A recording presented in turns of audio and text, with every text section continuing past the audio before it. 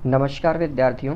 जैसा कि आप लोग जान रहे हैं, शाम के 4 बज चुके हैं और मैंने कल जैसे आप लोगों से कल कहा था कि आज एमसीक्यू के क्वेश्चंस करवाने जा रहा हूं, ओके, जो बहुत इंपॉर्टेंट होते हैं रिगार्डिंग द एग्ज़ाम्स, जो आपके आने वाले एग्ज़ाम्स है, लाइक कॉम्पिटिटिव एग्ज़ाम। जो बच्चे बीकॉम करने के बाद बीएड करने जाएंगे, एमकॉम करने जाएंगे, या जो बच्चे 12th के बाद बीकॉम करने जाएंगे उनके लिए भी, और सीयूएट जो सेंट्रल यूनिवर्सिटीज़ में बच्चे एडमिशन के लिए जा रहे हैं, यूजी या पीजी के लिए, कॉमर्स के लिए, ओके, बीकॉम के लिए, उन सब के लिए ये बहुत ज़्यादा बेनिफिशियल क्लासेस आज होने वाली है, क्योंकि एमसीक्यू ही आपको एग्ज़ाम में आएगा और जितना ज़्यादा आप लोग एमसीक्यू की प्रैक्टिस करे रहेंगे उतना ज़्यादा आप लोगों के लिए सही होगा। ओके, तो जो बच्चे बीकॉम करने के बाद बीएड के लिए जाएंगे, क्योंकि सबको पता है बीएड के लिए जाएंगे तो आपको 50 क्वेश्चन तो सब्जेक्टिव दिखने ही दिखने, तो 50 क्वेश्चन कॉमर्स के तो आने ही आने। और जो बच्चे एमकॉम के लिए जाएंगे बीकॉम करने के बाद, उनका तो पूरा पेपर ही कॉमर्स का रहेगा।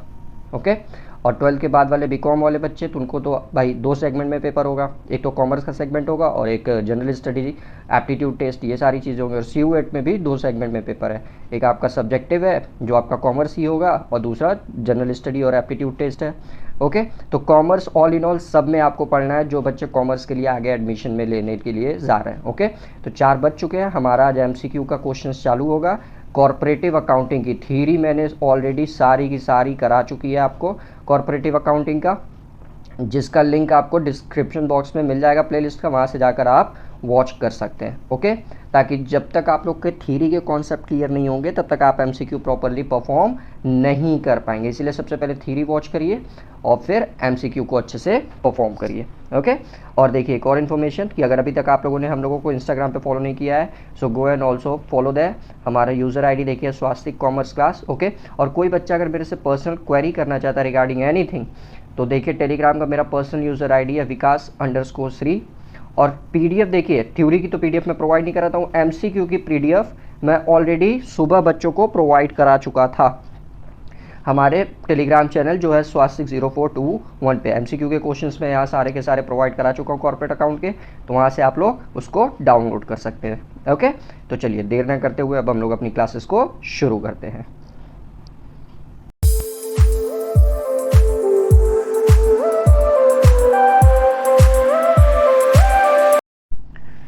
हाँ जी, तो देखिए आज का हमारा सबसे पहला क्वेश्चन है, वो क्या कह रहा है आपसे, वेट अ सेकेंड।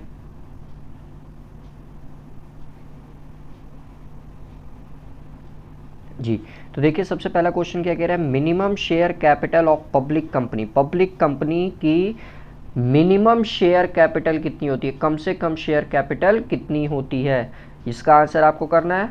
ऑप्शंस देखिए आपके पास दे रखे हैं, 5 लाख, 4 लाख, 10 लाख और 1 लाख। तो जैसे कि मैंने पहले भी बताया कि सबसे पहले आप लोग थ्योरी वॉच करिए। थ्योरी में मैंने बहुत अच्छे से आपको बता रखा था कि पब्लिक कंपनी की मिनिमम कैपिटल कितनी हो सकती है, प्राइवेट की कितनी हो सकती है, सब कुछ। ओके, तो देखिए आप पब्लिक कंपनी की बात कर रहे हैं, तो पब्लिक कंपनी की मिनिमम शेयर कैपिटल 5 लाख रुपए होती है। ओके, सारा एमसीक्यू अच्छे से आप लोग दीजिएगा और जो क्वेश्चन ना समझ में उसका नोट्स बना लीजिएगा तुरंत। नेक्स्ट क्वेश्चन देखिए आपसे लिखा है, security premium account, security premium account is shown in the balance sheet under. जो सिक्योरिटी प्रीमियम रिजर्व होता है वो हम लोग बैलेंस शीट में किस जगह शो करते हैं वो आपको बताना है। मिसलेनियस एक्सपेंडिचर में, करंट लाइबिलिटी में, रिजर्व एंड सरप्लस में, या नन ऑफ दीज। ओके, तो इसका फुल फॉर्म ही देखिए होता है एसपीआर। एसपीआर मतलब security premium reserve account. Okay, तो यानी कि इसका कनेक्शन देखिए किससे, रिजर्व से। तो इसको हम लोग बैलेंस शीट के जो इक्विटी एंड लायबिलिटी साइड होता है, तो उसमें देखिए जो हम लोग रिजर्व एंड सरप्लस का कॉलम होता है उसमें शो करते हैं। Okay, move to the next question.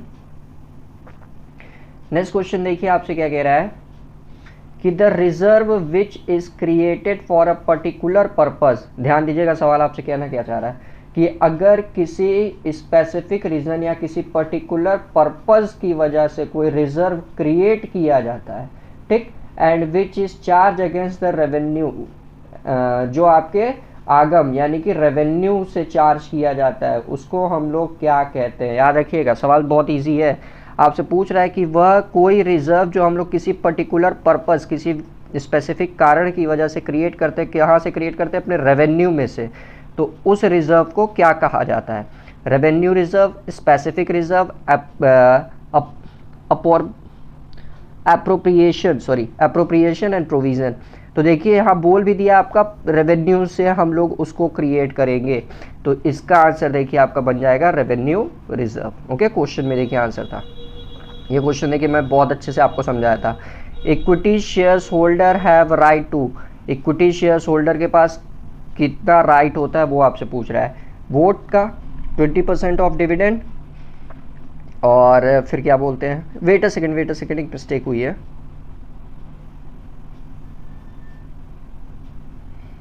आ गया, हाँ, ये तीसरे का क्वेश्चन देखिए जो बोल रहा है आपसे, तीसरे क्वेश्चन में एक्चुअली रेवेन्यू रिजर्व नहीं होगा आंसर, क्योंकि यहाँ स्पेसिफिक पर्पस था। मैंने रेवेन्यू बस ध्यान दिया, उस पर ज़्यादा फोकस किया। एक्चुअली यहाँ पर्टिकुलर पर्पस एक स्पेसिफिक पर्पस था, तो जब किसी स्पेसिफिक पर्पस की वजह से हम लोग रिजर्व क्रिएट करेंगे तो वो आपका स्पेसिफिक रिजर्व कहलाएगा, नॉट अ रेवेन्यू। ओके, अब आगे क्वेश्चन बढ़ते हैं। आगे देखिए चौथा क्वेश्चन आपसे क्या कह रहा है कि equity shares holder have right to, equity shares holder के पास किसका राइट्स होता है, वोट का, 20% डिविडेंड का, हैव प्रेफरेंस ऑन रिडम्पशन या ऑल ऑफ दीज। तो देखिए 20% डिविडेंड, तो सबसे पहली बात तो इक्विटी शेयर्स होल्डर का कोई भी जो डिविडेंड का परसेंटेज होता है वो फिक्स्ड नहीं होता है, यानी कि कंपनी को जितना ज़्यादा प्रॉफिट होगा इनको भी उतना ही ज़्यादा प्रॉफिट होगा, कंपनी को जितना ज़्यादा लॉस होगा इनको भी उतना ही ज़्यादा लॉस होगा, इसीलिए इनका डिविडेंड का परसेंटेज कभी फिक्स नहीं होता है। तो ये आंसर तो कट हो गया, तो ये कट हो गया, तो ऑब्वियसली ऑल ऑफ दीज वाला आंसर भी कट हो गया। हैव प्रेफरेंस ऑन रिडम्पशन, नहीं। तो आप लोग को देखिए थ्योरी में मैंने बहुत अच्छे से बताया था कि पहले प्रेफरेंस शेयर्स को प्रायोरिटी दी जाएगी, उसके बाद जो पैसा बचेगा उससे इक्विटी वालों का भुगतान किया जाएगा। ओके, तो ये भी ऑप्शन कट, यानी कि इनको सिर्फ वोटिंग का पावर इन ऑप्शन से प्राप्त है। ओके, आगे बढ़ते हैं। पांचवा क्वेश्चन देखिए आपसे क्या कह रहा है, equity shares holder are dash of the company. Equity shares holder company के क्या होते हैं, बैंकर्स, क्रेडिटर्स, डेटर्स या ओनर। तो याद रखिएगा हमेशा जो इक्विटी शेयर्स होल्डर होते हैं वही कंपनी के असली मालिक होते हैं, तो इसका आंसर होगा owner. Okay, move to the next question. Next question ध्यान दीजिए आपसे क्या कह रहा है कि a dash is an artificial person, artificial person कृत्रिम व्यक्ति। ओके, क्रिएटेड बाय लॉ, जिसको हम लोग कानून द्वारा क्रिएट करते हैं, perpetual succession and common seal. Okay, जिसकी परपेचुअल सक्सेशन होती है और उसकी एक कॉमन सील भी होती है, उसको क्या कहा जाता है। तो ये तो देखिए सब जानते हैं, ये किसकी डेफिनेशन है, कंपनी की। ओके, तो ऑब्वियसली ये क्या हो जाएगा इसका आंसर, कंपनी का, कि अ company is an artificial person created by law with a perpetual succession and common seal. Okay, आगे बढ़ते हैं। नेक्स्ट क्वेश्चन देखिएगा, एक न्यूमेरिकल है छोटा सा। क्वेश्चन कह रहा है कंपनी की इक्विटी 1 लाख रुपए है, लाइबिलिटी 60,000 रुपये और प्रॉफिट 20,000 रुपये। तो फाइंड द टोटल एसेट्स। तो आपको पता होगा एक चीज़, वेट अ सेकेंड, हाँ, कि total liability is equal to हमारा होता है टोटल एसेट्स। ये आप लोग पढ़े हैं, total liability is equal to होता है हमारा टोटल एसेट्स। ओके, तो ये देखिए इक्विटी और लाइबिलिटी ये दोनों देखिए लाइबिलिटी साइड का पार्ट है। तो 1 लाख तो देखिए ये दे रखा है आपका, प्लस लाइबिलिटी 60,000 दे रखी है। फिर नीचे कंपनी को देखिए प्रॉफिट भी हुआ, तो प्रॉफिट आपको पता होगा कि रिजर्व एंड सरप्लस में स्टेटमेंट ऑफ P&L करके हम लोग शो करते हैं। तो 20,000 ये हो गया, यानी कि टोटल लाइबिलिटी देखिए हमारे साइड का, टोटल लाइबिलिटी साइड का टोटल कितना आया, 1,80,000। तो ये हमारी टोटल लाइबिलिटी आ गई। तो अभी मैंने ऊपर बताया आपको कि टोटल लाइबिलिटी बराबर टोटल एसेट्स। तो टोटल लाइबिलिटी अगर आपकी 1,80,000 है तो ऑब्वियसली टोटल एसेट्स भी कितना होगा आपका, 1,80,000। ओके, तो देखिए इसका आंसर क्या बनेगा आपका, 7 का D, 1,80,000। Okay, move to the next question. Next देखिए प्रपोज डिविडेंड, थ्योरी में बहुत अच्छे से आपको समझाया था। Propose dividend are those dividend जिसकी कंपनी ने डिक्लेरेशन तो कर दी है बट अभी उसकी पेमेंट नहीं हुई है, वो आपकी प्रपोज डिविडेंड कहलाती है। तो इसको बैलेंस शीट में किस साइड शो किया जाता है, किस हेड में शो किया जाता है। ओके, रिजर्व एंड सरप्लस में, करंट लाइबिलिटी में, प्रोविजन में, अदर लाइबिलिटीज में। तो देखिए कंपनी ने इसका डिक्लेरेशन तो कर दिया है बट अब इसकी पेमेंट नहीं की है, यानी कि कंपनी के ऊपर एक लाइबिलिटी है और ये कंपनी को with in a year payment करनी होती है डिक्लेरेशन के बाद। ओके, तो यानी कि ये देखिए करंट लाइबिलिटी का हिस्सा बनती है। Okay, move to the next question.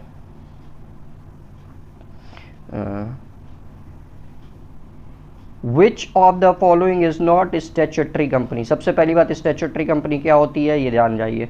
Statutory company वह कंपनी होती है जिसका निर्माण पार्लियामेंट या स्टेट लेजिस्लेटरीज के थ्रू होता है। ओके, कंपनी एक्ट के थ्रू इसका निर्माण नहीं होता, इसका निर्माण पार्लियामेंट या स्टेट लेजिस्लेचर की एक्ट के अकॉर्डिंग होता है। तो इसमें से कौन सा स्टैट्यूटरी कंपनी नहीं है आपसे पूछा है। ओके, तो LIC, RBI, SBI या टाटा, इसका आंसर आपको करना है। तो ऑब्वियसली आप सब जानते हैं टाटा एक कंपनी है जिसका रजिस्ट्रेशन कंपनी एक्ट के थ्रू हुआ है, पार्लियामेंट एक्ट के थ्रू नहीं हुआ है। तो इसका आंसर क्या बनेगा? टाटा। ओके, और इन तीनों का भी आइए जान लेते हैं कब कब हुआ था इनका फॉर्मेशन। जी देखिए, LIC की जो आपकी स्थापना हुई थी वो हुई थी आपकी 1 सितंबर 1956 में। ओके, 1 सितंबर 1956। RBI आप सब जानते हैं 1 अप्रैल 1935 और SBI की स्थापना 1 जुलाई 1955 में हुई थी। ओके, आगे बढ़ते हैं हम लोग। ये सारे पॉइंट्स नोट किया करिए आप लोग कॉपी में, बहुत ज़्यादा हेल्पफुल होगा आपके लिए।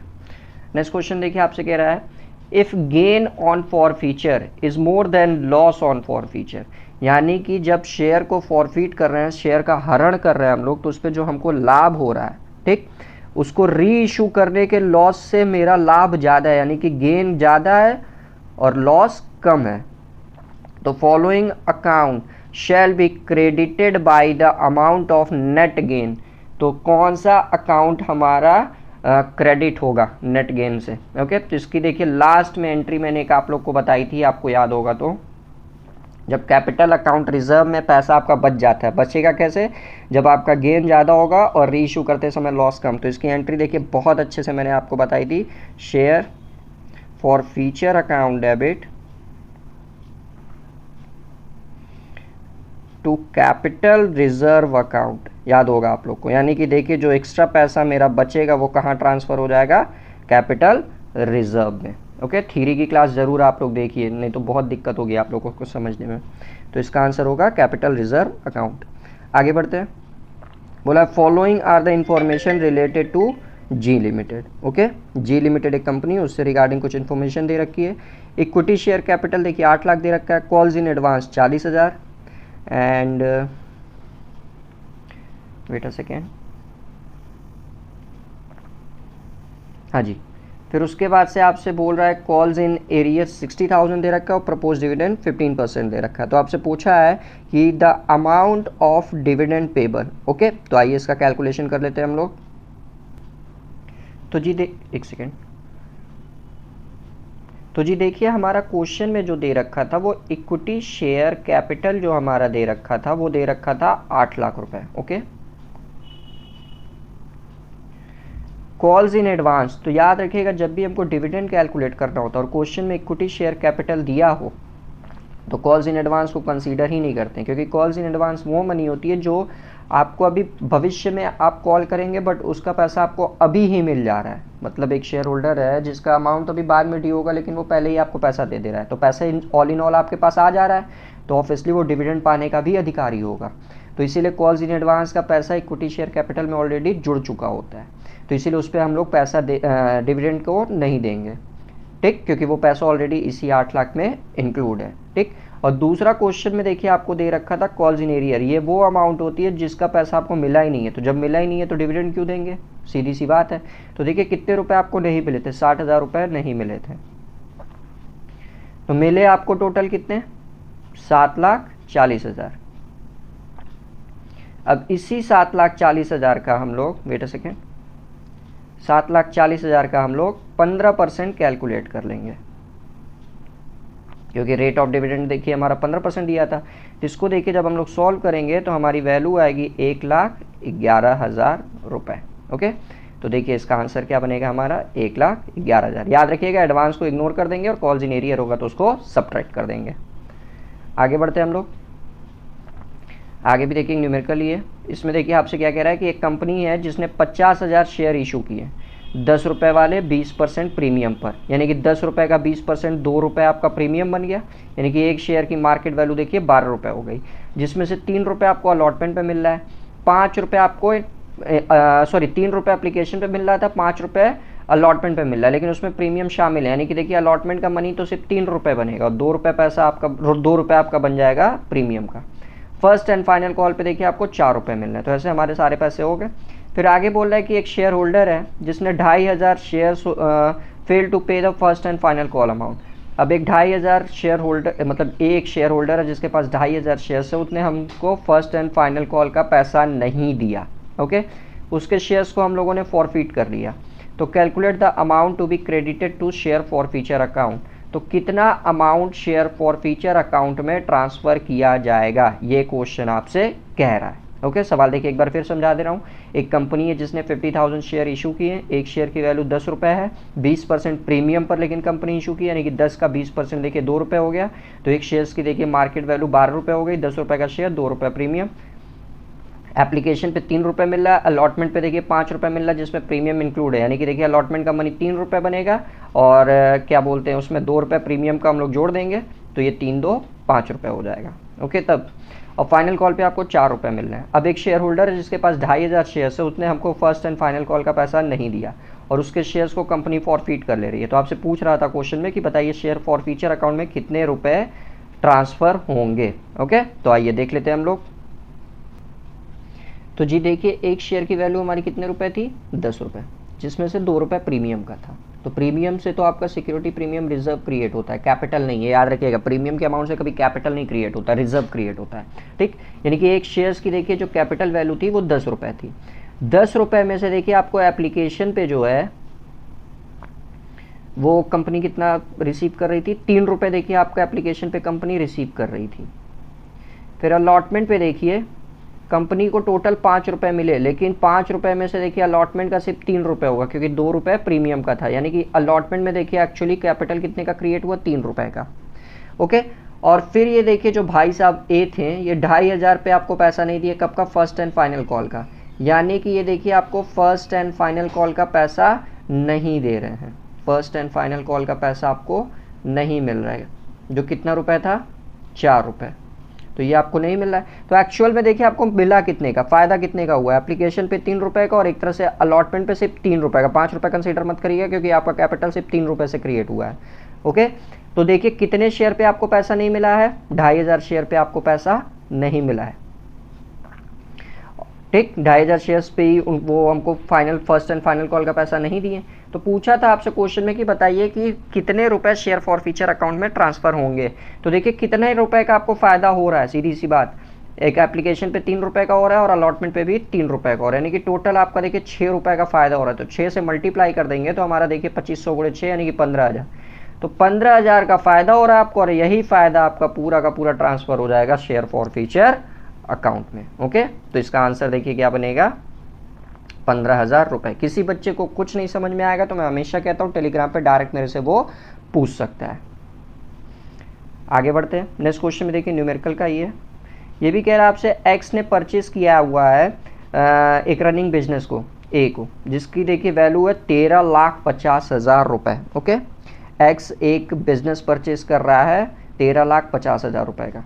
In place of cash, he discharged the purchase consideration by issuing of equity shares 10 rupees each at 10% discount. यानी कि जो एक्स है, तो जब 13,50,000 रुपये का बिजनेस खरीद रहा है तो उसके बदले में देखिए कैश नहीं दे रहा है, वो कैश नहीं दे रहा है, उसके जगह पे वह शेयर इशू कर दे रहा है। क्या इशू कर दे रहा है, शेयर इशू कर दे रहा है।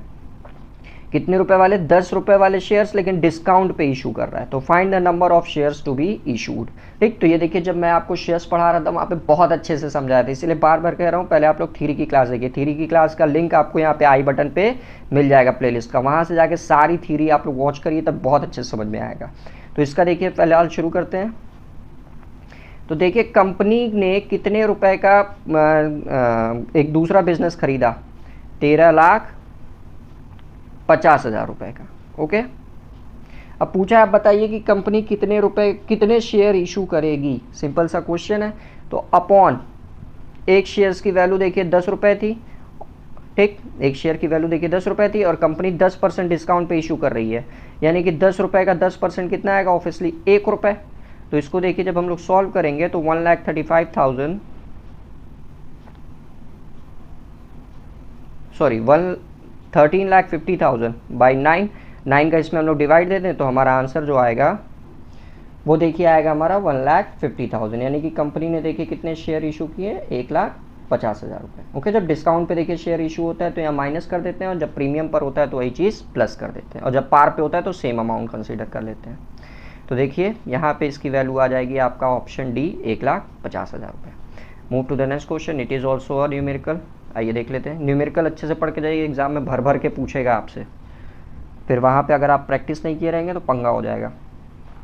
तो देखिए बोल रहा है क्वेश्चन में कि आप लोग एक्चुअली देखिए जब मैं सॉल्व करता हूँ ना तो आप लोग भी सॉल्व किया करिए, इससे पता चल जाएगा कि आप लोग सही कर रहे थे कि गलत कर रहे थे। सही कर रहे थे तो वेरी गुड, गलत कर रहे थे तो उसको रिकरेक्ट कर लिया करिए।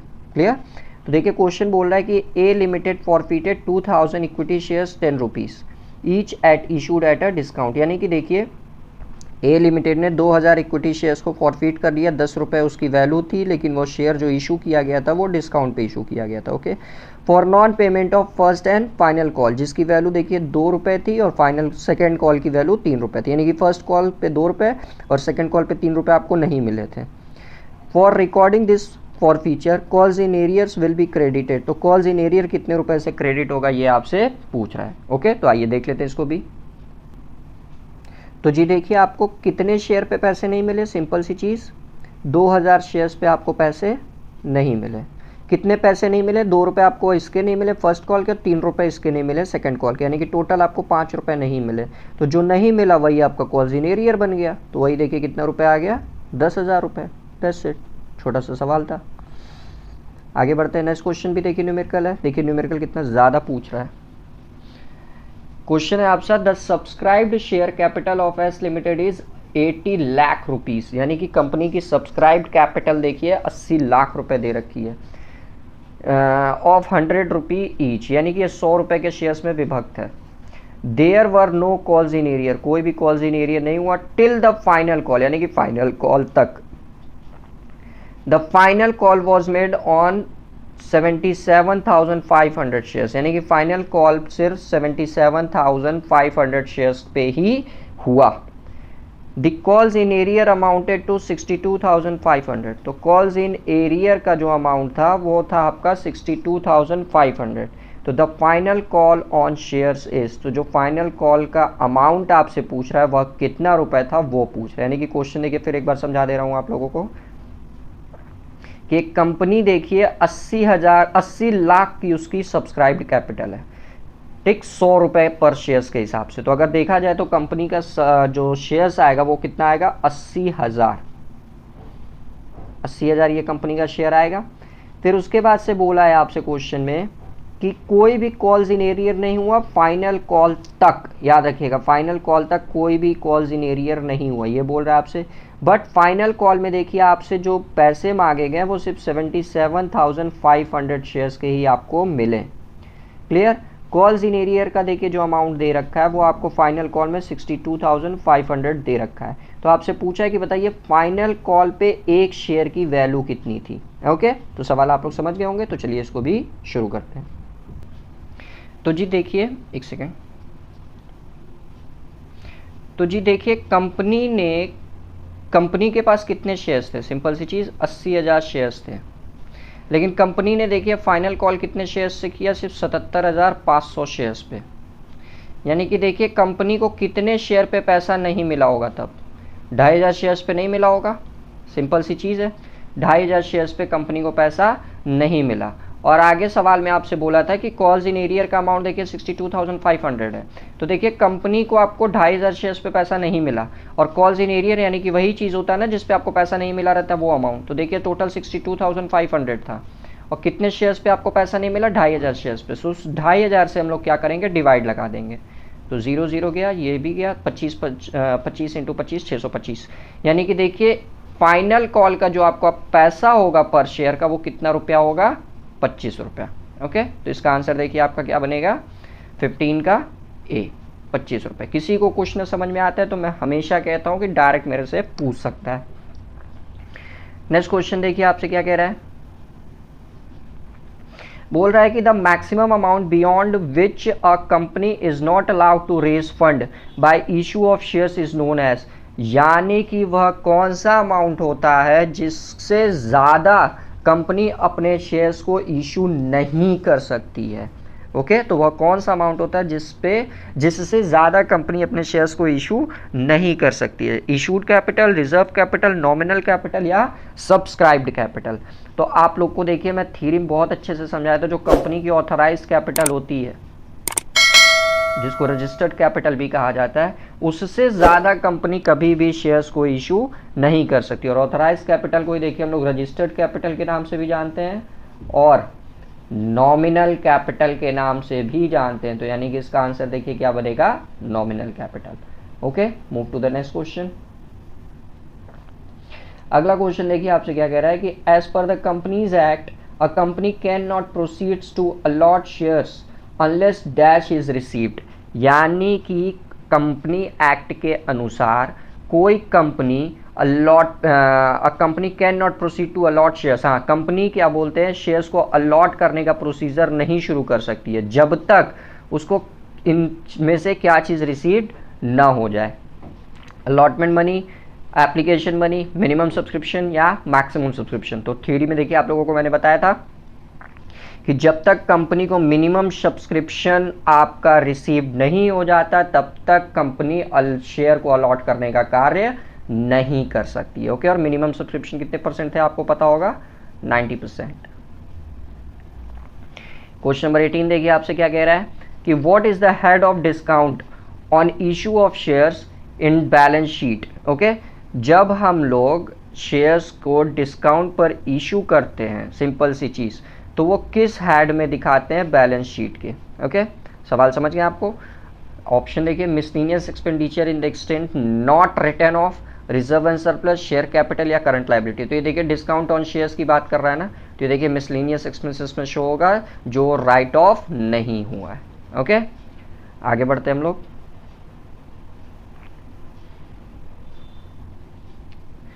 Wait a second.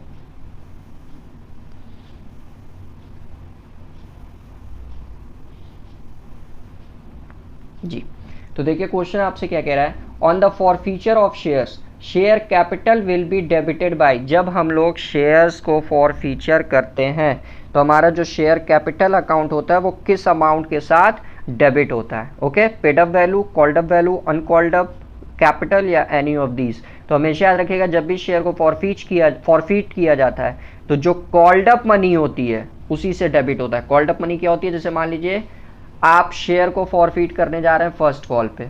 ओके और जो कंपनी को पैसा मिल रहा है वो एप्लीकेशन पे देखिए 3 रुपये मिल रहा है, अलॉटमेंट पे मान लीजिए 2 रुपये मिल रहा है। ओके और फिर फर्स्ट कॉल पे मान लीजिए 5 रुपये आपको मिल रहा है, लेकिन आप फॉरफीचर फर्स्ट कॉल पे करने जा रहे हैं, यानी कि फर्स्ट कॉल पे आपको पैसा नहीं मिला होगा तभी आप फॉरफीट कर रहे हैं। तो देखिए अब तक आपको कितने रुपए मिल चुके हैं, 3 रुपये एप्लीकेशन पे मिल चुके हैं, 2 रुपये अलॉटमेंट पे मिल चुके हैं, तो ये आपकी कॉल्ड अप वैल्यू बनती है। और फाइनल कॉल पे कर रहे हैं तो 5 रुपये ऑब्वियसली आप मांग चुके हैं, तो ये भी इसी में जुड़ जाएगा, यानी कि टोटल 10 रुपये। लेकिन अगर आप अलॉटमेंट के समय फॉरफीचर करेंगे तो अलॉटमेंट के समय सिर्फ देखिए एप्लीकेशन पे 3 रुपये आपने मांगे और अलॉटमेंट पे 2 रुपये आपने मांगे, यानी कि अब तक 5 रुपये ही आप मांगे हैं, तो जितने मांगेंगे उतने ही से करेंगे। तो अलॉटमेंट के बाद अगर आप फॉरफीचर कर रहे हैं तो आपका कॉल्ड अप मनी 5 होगा, लेकिन अगर आप फर्स्ट कॉल के बाद फॉरफीचर कर रहे हैं तो आप देखिए कितने रुपये अब तक मांग चुके हैं, 3 एप्लीकेशन पे, 2 अलॉटमेंट पे और 5 फर्स्ट कॉल पे, तब टोटल 10 रुपये कॉल्ड अप हो जाएगा। ओके आगे बढ़ते हैं। बोला है आपसे नेक्स्ट क्वेश्चन कि share of a company can be issued for, जो कंपनी का शेयर होता है उसको किसके चीज़ के लिए इशू किया जा सकता है, कैश के लिए, सेटलमेंट ऑफ लाइबिलिटी के लिए, प्रमोटर सर्विसेज के लिए या एनी ऑफ दीज। तो ऑब्वियसली इन सभी चीज़ के लिए शेयर्स को इशू किया जा सकता है। नेक्स्ट क्वेश्चन देखिए, security premium account will be dash at the time of issue of bonus shares.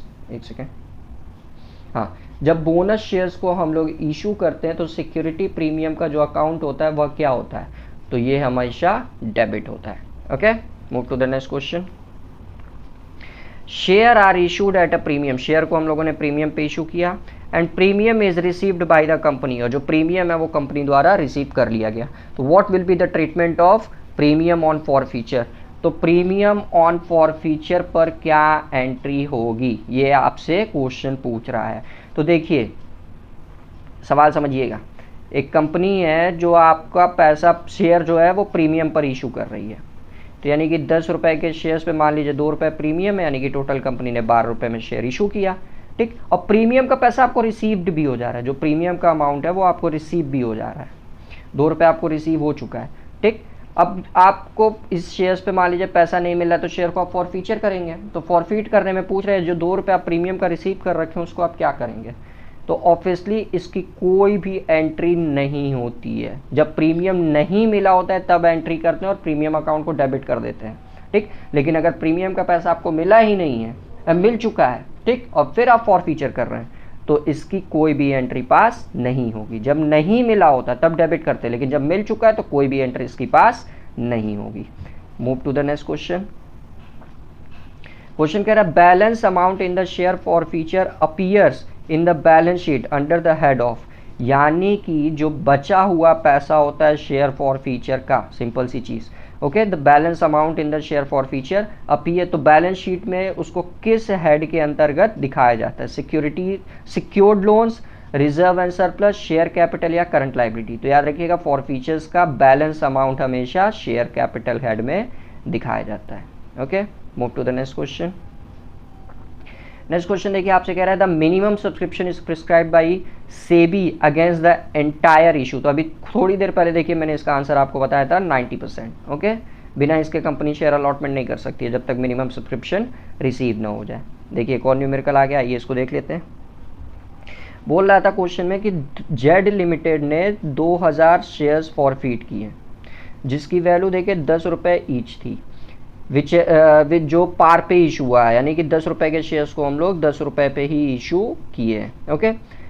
Held by a non payment of call money of 3 रुपए, जो ए के पास थे उसने देखिए हमको कॉल का पैसा नहीं दिया, 3 रुपए जिसकी वैल्यू थी। द कॉल्ड अप वैल्यू पर शेयर इज 8 रुपए, यानी कि कंपनी ने अभी तक देखिए टोटल 8 रुपए ही कॉल्ड अप किए हैं, 2 रुपए अभी भी बचा है। तो amount to be debited to share capital account at the time of forfeiture will be, तो कितने रुपए, कितने अमाउंट से हमारा share forfeiture share capital account debit होगा, ये आपसे पूछ रहा है। यानी कि सिंपल सा क्वेश्चन है। क्वेश्चन आपसे देखिए ये कह रहा है कि एक कंपनी जेड लिमिटेड है जिसका देखिए 2000 शेयर्स उसने फॉरफीट कर रही है, ठीक। एक शेयर्स की वैल्यू देखिए 10 रुपए, इसको शेयर्स को देखिए एक वो इशू किया गया था जिसने हमको 3 रुपए नहीं दिया, यानी कि 3 रुपए ही देखिए हमारा कॉल्स इन एरियर है, 3 रुपए पर शेयर है, ये भी याद रखिएगा। और एक शेयर्स पे अब तक देखिए 8 रुपए ही कॉल्ड अप हुआ है, कितना रुपए कॉल्ड अप हुआ है, 8 रुपए ही कॉल्ड अप हुआ है। तो कितने अमाउंट से आपका शेयर कैपिटल अकाउंट डेबिट होगा, तो अभी जस्ट पहले ऊपर ही देखिए मैंने आपको बताया था कि जितना आपका कॉल्ड अप मनी होता है उसी से हमारा शेयर फॉरफीचर अकाउंट डेबिट होता है। तो कॉल्ड अप मनी देखिए 8 रुपए था, और कितने शेयर्स पे आपको पैसा नहीं मिला है, 2000 शेयर्स पे, तो 8000 इंटू 2000, तो टोटल कितना आएगा हमारा, 8 दूना 16,000 रुपए will be answer, okay. Move to the next question. Next question देखिए आपसे क्या कह रहा है कि मेज limited allotted 20,000 shares to the applicant of 28,000 shares pro rata basis, okay. यानी कि देखिए एक बंदे ने 28,000 शेयर्स के लिए एप्लीकेशन दिया था, बट उसको अलॉट हुए सिर्फ 20,000 शेयर्स प्रोराटा बेसिस पे। सप्लाइड फॉर 560 शेयर्स, ठीक, तो what is the number of shares allotted to him, clear. तो उसको देखिए जो सप्लाइड सिर्फ 560 शेयर्स देखिए उसने अप्लाई किए थे, सप्लाई नहीं अप्लाई होगा एक्चुअली, ठीक। तो उसको कितने शेयर्स अलॉट हुए आपसे ये पूछ रहा है। अप्लाई देखिए उसने बार बार बोला 560 शेयर्स उसने अप्लाई किए थे, बट उससे पूछ रहा है कि कितने शेयर्स उसको अलॉट हुए, क्योंकि प्रोराटा अलॉटमेंट है तो ऑब्वियसली एक रेशियो यहाँ पे आता है। और फिर आगे पूछ रहा है कि एप्लीकेशन मनी 4 रुपए पर शेयर, तो what will be his amount adjusted toward the further calls, okay. तो आइए देख लेते हैं इसके बारे में हम लोग। तो जी देखिए एक सेकेंड, तो जी देखिए कितने शेयर्स उसको अप्लाई किया था, किसने शेयर्स, उसने 560 शेयर्स उसने अप्लाई किया था, ओके। अब आपसे पूछ रहा है कि बताइए उसको कितने शेयर अलॉट हुए। पहली बात तो देखिए हमको अप्लाई दे रखा है, नंबर ऑफ शेयर्स अप्लाइड, तो आपसे पूछा है कि बताइए कितने उसको अलॉट हुए। तो देखिए 20,000 कुल उसको शेयर्स का एप्लीकेशंस कंपनी ने अलॉट जारी किया था, बट कंपनी के पास ओवर सब्सक्राइब्ड होकर 28,000 शेयर्स के लिए वो पहुंच गया था। ठीक, याद रखिएगा कंपनी ने 20,000 शेयर्स के लिए एप्लीकेशन दिया, लेकिन कंपनी के पास शेयर्स का एप्लीकेशन आ गया 28,000। तो कंपनी देखिए अपने कैपिटल बस कितने से क्रिएट कर सकती है, जितना उसने इशू किया था 20,000, तो इंटू 20,000 अपॉन कंपनी के पास एप्लीकेशन देखिए कितने आ गए थे 28,000 के, सॉरी एक सेकेंड, 28,000 के। ओके, तो इससे हम लोग पता कर लेंगे कि उसको कितने शेयर्स अलॉट हुए। तो ये कट गया आपका 28 दूना 56, यानी कि देखिए उसको टोटल कितने शेयर्स अलॉट हुए, सिर्फ 400 शेयर्स अलॉट हुए। 560 शेयर्स के लिए देखिए उसने एप्लीकेशन दिया था, बट उसको अलॉट कितना हुआ 400 शेयर्स। अब बोल रहा था एक आंसर तो आ गया आपका, क्लियर। तो ध्यान दीजिए यहीं से हमको आंसर भी मिल चुका है 400 शेयर्स, लेकिन अभी हमको पता करना है इसके बारे में। तो ये देखिए बोल रहा है कि एप्लीकेशन मनी देखिए 4 रुपये रिसीव्ड होना है, तो what will his amount adjusted toward the further cost, तो कितना अमाउंट उसके आगे वाले कॉल्स में एडजस्ट किया जाएगा। तो ये भी देखिए यहाँ बता दे रहा हूँ आपको। 560 शेयर्स के लिए देखिए उसने एप्लीकेशन दिया था, लेकिन उसको अलॉट कितने शेयर्स हुए 400 शेयर्स, तो उसको 400 माइनस कर दीजिए आपके पास।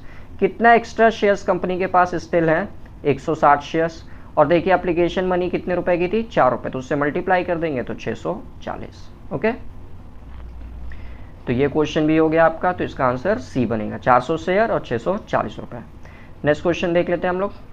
नेक्स्ट क्वेश्चन देखिए आपसे कह रहा है कि according to the section 78 of the companies act, ठीक, the amount in the security premium account can not be utilise for the purpose of, यानी कि सिक्योरिटी प्रीमियम का अमाउंट किस पर्पस के लिए हम लोग यूटिलाइज नहीं कर सकते। तो पेइंग डिविडेंड्स, इशूइंग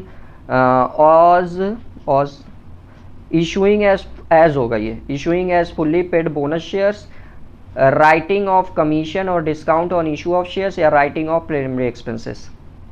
तो प्रिलिमिनरी एक्सपेंसेस हुआ, या discount on issue of shares हुआ, या बोनस शेयर्स इशू करने के लिए हुआ। इन तीनों जगह सिक्योरिटी प्रीमियम का पैसा हम लोग यूज़ कर सकते हैं, बट डिविडेंड पे करने के लिए हम कभी भी सिक्योरिटी प्रीमियम का पैसा ले नहीं सकते, क्योंकि डिविडेंड हमेशा प्रॉफिट में से पेमेंट होती है। ओके, जब कंपनी को प्रॉफिट होगा तब कंपनी डिविडेंड पेमेंट करेगी, तो इसका आंसर बनेगा ए। नेक्स्ट क्वेश्चन देख लेते हैं। नेक्स्ट क्वेश्चन फिर देखिए न्यूमेरिकल है, कह रहा है आपसे कि एच लिमिटेड देखिए 500 शेयर्स फॉरफिट कर रही है, जो 1 रुपये डिस्काउंट पे इशू हुआ था। At the time of forfeiture, discount on share of at the time of forfeiture, discount on issue of shares account will be, ये क्वेश्चन आपसे पूछ रहा है। ओके, तो जी देखिए अभी जस्ट ऊपर मैंने बताया था कि जब प्रीमियम का पैसा आपको नहीं मिलता है तो प्रीमियम के पैसे को हम लोग डेबिट करते हैं, क्लियर। लेकिन यहाँ डिस्काउंट है, तो जब फॉरफीचर करते समय डिस्काउंट होगा तो ऑब्वियसली डिस्काउंट देखिए क्रेडिट हो जाएगा, क्लियर। अब बात आती है कितने शेयर्स पे, देखिए 500 शेयर्स पे 1 रुपये के हिसाब से, यानी कि 500 गुणे 1 यानी कि टोटल 500, यानी कि अमाउंट देखिए क्रेडिट हो जाएगा 500 रुपये से, यानी कि इसका आंसर बनेगा credited by 500। Okay, move to the next question.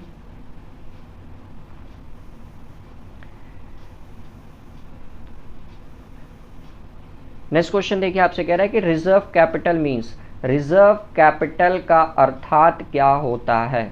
Okay, तो बोल रहा है a part of capital redemption reserve. Okay, next आपसे बोल रहा है एक्यूमुलेटेड प्रॉफिट्स, नेक्स्ट बोल रहा है आपसे कि a part of capital reserve, और नेक्स्ट बोल रहा है a part of subscribed uncalled capital to be called up at the event of winding up. तो रिजर्व कैपिटल का मतलब देखिए यही होता है कि वह अमाउंट जब कंपनी अभी तक कॉल नहीं की है, वो पैसा हमेशा कंपनी के वाइंडिंग अप के समय कॉल्ड अप किया जाता है, वही आपका रिजर्व कैपिटल कहलाता है। थ्योरी में मैंने आप लोगों को समझाया था। आज का देखिए लास्ट क्वेश्चन हम लोग देख लेते हैं, बाकी को क्वेश्चन कल सॉल्व करेंगे। तो देखिए लिखा है to know the amount of paid up capital dash should be deducted from share capital, यानी कि हम लोग एक शेयर्स का पेड अप कैपिटल जानने के लिए शेयर कैपिटल में से क्या सब्ट्रैक्ट करते हैं, calls in advance, uncalled capital, calls in arrear, या अनसब्सक्राइब्ड कैपिटल। तो पेड अप कैपिटल जानने के लिए हमेशा याद रखिएगा कॉल्स इन एरियर को डिडक्ट कर दिया जाता है, माइनस कर दिया जाता है। ओके, तो ये देखिए हमारे टोटल 30 क्वेश्चंस थे आज जो हम लोगों ने देखे कॉर्पोरेट अकाउंट के, ठीक। जो आपकी आगामी वेट अ सेकेंड, हाँ, जो आपकी आगामी कंपटीशन एग्जाम जो बीएड के होंगे, एमकॉम के होंगे, या जो बच्चे 12 के बाद बीकॉम के लिए जाएंगे या सीयूएट के लिए होंगे, सबके लिए क्वेश्चंस बहुत ज़्यादा बेनिफिशियल हैं। ओके, तो अच्छे से इसकी आप लोग प्रैक्टिस करिए। थ्योरी में एमसीक्यू में ऑलरेडी आपको देखिए हमारे टेलीग्राम चैनल स्वास्तिक 0421 पे प्रोवाइड करा चुका हूँ, डिस्क्रिप्शन बॉक्स में भी लिंक मिल जाएगा, वहाँ से जाकर आप लोग ज्वाइन कर सकते हैं। और किसी बच्चे को कुछ समझ में ना आया हो तो टेलीग्राम पे डायरेक्ट मेरे से पूछ सकता है। मेरा देखिए यूज़र आईडी है विकास_3। ओके, और प्लीज़ इंस्टाग्राम पे भी आप लोग फॉलो करिए, हमारा यूज़र आईडी है Swastik commerce class. Okay, and last request, अगर चैनल को सब्सक्राइब नहीं किया तो प्लीज़ जल्दी से जल्दी चैनल को सब्सक्राइब कर लीजिए, और वीडियो पसंद आती है तो प्लीज़ शेयर्स ज़रूर किया करिए। ओके, और फिर मिलते हैं कल शाम के 4 बजे। गुड लक, अच्छे से आप लोग तैयारी करिए।